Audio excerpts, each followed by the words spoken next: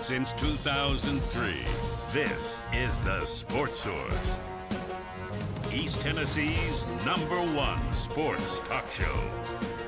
Presented by Pipe Wrench, and by Junk Be Gone, and by the Garza Law Firm. With your host, John Pennington. The Sports Source starts now. Good Sunday morning and welcome into the Junk Be Gone studios and today's episode of the Sports Source. 90 minutes and it's the first Sunday in May, but we have a ton to talk about. Josh Heupel, Rick Barnes, B.J. Edwards, Joe Milton. We've got rankings for football and basketball, preseason rankings, having the top 10 in both. A little bit of baseball. Congratulations to the Lady Vols for winning the SEC championship in softball, thus the Summit Blue. We have a packed show for you. Let's get into it. First segment of today's program brought to you by Junk Be Gone.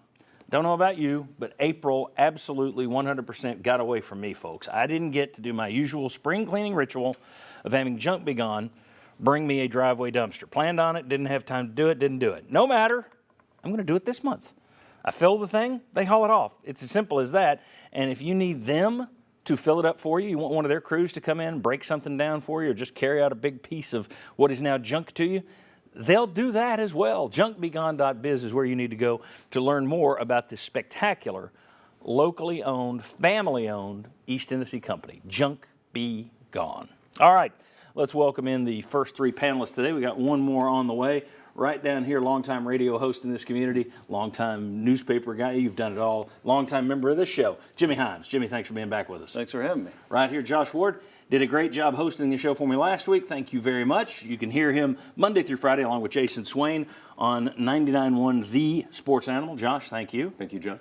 Always good when I can rope this guy in when he's not out on the road. David Oven from The Athletic. You've been doing great work all over the country. Thanks for being back with us. Appreciate it. I've used Junk Be Gone, by the way. Great company. They are a terrific company. Good job. That's why I like having you here, because you're good with the sponsors as well. All right. After a month of NFL draft talk about whether or not his offensive system is a good stepping stone to the pros, Josh Heupel kind of pushed back a little bit this week. And I want to show you what he said, but I also want to show you some quotes from three coaches talking, this was pre-draft comments, about Hendon Hooker and then about Jalen Hyatt. And then we'll show you what Heupel said. So let's take a look at this first one. NFL coach talking about Hendon Hooker. This offense gives you concern. I think Hooker is very talented. I have some questions. Is he a real guy? I do really like his talent. I do think he's going to have a big learning curve because of the way that the Volunteers, play. I present him as a 3-year project. The first year he needs to learn. I think he needs a year, and then he compete to be a number 2. Then a year 3, you've got the guy. But you see what he had to say about the offense. Let's look at the second coach. The good thing about him, he's talking about Hooker, and it sucks to say, but when he got hurt, it could be the best thing that happened for his career. It means he will redshirt and sit back and walk through it this year. And if a team has a good plan in place for him, it could be a pretty special thing. There's going to be an adjustment period for him. That offense is cut right down the middle. But that half of the field he does see, he sees it well. All right? Here's what a coach said about Jalen Hyatt.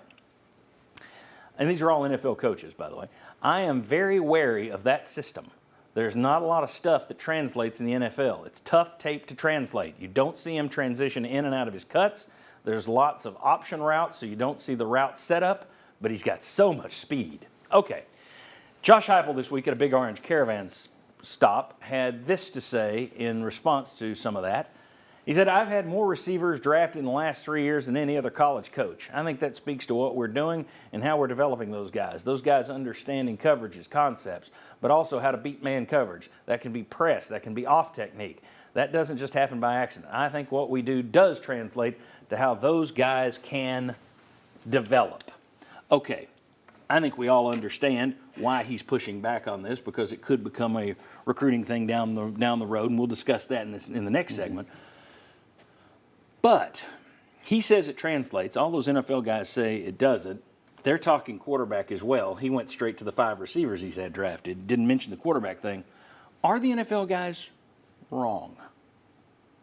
I don't think they're wrong to question. First of all, that's going to be part of their job in this process is to question what they see and try to figure out. They're going to try to find what's wrong with every guy. That even starts with the number one pick.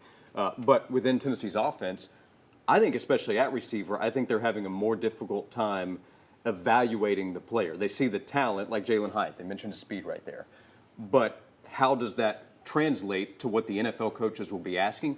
I think it's a more difficult evaluation for them to figure out. That's going to be even more so with the quarterback position because you're asking the quarterback to do more. So 5 guys drafted in 3 years, that tells me the NFL teams like the players and are going to take a chance on them. None of them have been high draft picks, though, at receiver. So there is real question, and can they translate that to the field? The speed will. Everything that they asked Jalen Hyatt to do, that'll be the next question. I think if you run a college offense that is not a pro style, you do bring into question, does this fit what we're going to do? Now, there's some exceptions to that. I mean, I don't care what system you ran. If you had Randy Moss, he's going to be a first-round pick, right? At Texas Tech, they had Cliff Kingsbury and Graham Harrell and some of these other quarterbacks putting up big numbers, and they didn't translate. But when they got a great one like Patrick Mahomes, it did. So if you have a great talent, it doesn't matter. When you have this other group, I think there is a little bit of concern about, are they doing what we do, and does it make it more difficult to evaluate? If I were Josh Heupel, I might have said, "Man, we got Darnell Wright, who's taking number 10." Yeah. So he knows something else, Yeah. But I do think it does make it a little bit harder to evaluate in the NFL. You just don't have. We did this when Justin Hamilton was with us about a month or two ago. Where I broke down. There was Tony Romo had said during the season that there are going to be teams looking at Josh Heupel, and we came out. No, they're not. We don't think so. Watch tomorrow. I'll be hired. But in my view, he won't be because this offense is so different than the NFL offense because of the hash marks, and people don't really grasp how the wide side of the field in college sets you off completely far away. In the NFL, everything's more of a middle of the field game. The way they set this thing up, it doesn't translate. You do cut the field in half for your quarterback, and your receivers don't run a full route tree. I think that the NFL guys are right, that it is tougher to translate. Your thoughts on what Josh Heupel did in pushing back. Was he wrong to push back, or did he have a point? You got to push back, obviously. But I think ultimately, what the NFL people are pointing to is that this offense, we don't have time for X's and O's on the board, but it's deep choice routes. So you run a hard vertical route, and then depending on what the safety and what the corner do, either you put that in as a post, you go straight vertical, and when you're really fast and you have better athletes, you will absolutely torch people. And then sometimes you play Georgia, right? Yeah. So, that's what it is. So, or South Carolina on a night where they've got it rolling. Yeah, or that, and give up 9 touchdowns on 10 drives or whatever. Yeah. So, when people ask me this, I've heard this a lot, I compare it to, getting your master's degree in Japanese and then moving to France. It is what it is. It's still impressive that you learned Japanese, and you did all these things, and you put all these things up, but you're doing something very, very different. And this offense didn't materialize from thin air. This isn't something that Josh Heupel should take personally. This offense has been around for 10, 15 years. There's a body of work in what this offense can do and what it has not done, and that skepticism, fair or not, is not about Tennessee or Josh Heupel. It's about, Baylor and Jeff Lebby and Kendall Briles and the decade before and guys that have gotten drafted and not turned out. Yeah, and Heupel's system is closer to what Art Briles ran than some of these other guys who ran. I mean, Lane Kiffin has taken elements of it and put it in there. Heupel's is as close to what Briles ran, the old veer and shoot, as he called it, as anything else out there. So the idea that this is some sort of, as you say, tagged at Tennessee, it's not. We were talking before the show here. Josh Gordon, you would look at as a Baylor receiver who didn't finish at Baylor. So there's a caveat there. If you're looking at great quarterbacks out of this system in the NFL, you looked at 1 year from RG3, who was a spectacular talent. Was he the guy was that just him in any system? But you didn't see it because he got the knee injury. We'll never know. That's about it for guys who have come out at quarterback and receiver from this style of offense and thrived at the next level.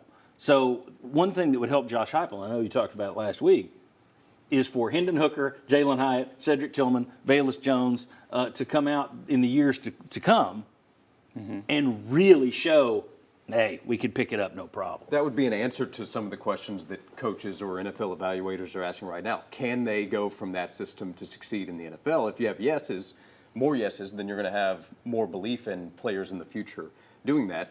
If Cedric Tillman's a tenth of a second faster on his 40, if he's running a 4.45 instead of a 4.55, he probably does go higher. So part of it's skill set, part of it's the offense, and seeing what they can do. And Darnell Wright is a guy that's 6'5", 330, so they say top 10. Now, that's not receiver, that's not quarterback, I recognize, but he's an example of he has the physical makeup of what an NFL team, so they went much higher on him. If Cedric Tillman had Jalen Hyatt's speed, or if Jalen Hyatt had Cedric Tillman's body, they both would have gone higher. Sure. Top 10, yeah, top 5 picks. Yeah, exactly.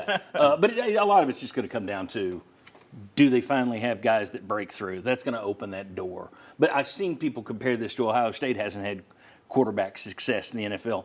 That's true, and I think you could look at it and say, is there something about their system that doesn't work? Their system, though, isn't as wonky as what Tennessee's does. But you could say, what is it about Ohio State? Their quarterbacks don't succeed. So you've got a little nugget of that everywhere. I don't know, though. We tried to break it down all season, during the season, all the diagrams and stuff of how the offense works. I don't know how many people still grasp, though, that it is not standard, old-fashioned what everybody else does. It's not like, well, this is a variation of offense. This is a variation of offense. True, you're over here. If everybody else is here, you're way over here. So that's why it's tricky. And there's a reason why 10, 15 years ago, one team ran it, and now I think the number is like a dozen teams run it because it works. Yeah. And, you want to win college games. You don't want to worry about NFL stuff. There you go. That's what we're going to talk about next. And, is there a concern moving forward for Josh Heupel if these kind of questions from NFL scouts persist? We'll discuss that when we come back. That's our next topic. How much of an issue could this become for Tennessee down the road? We'll see you on the other side of this break. Come on back on the Sports Source.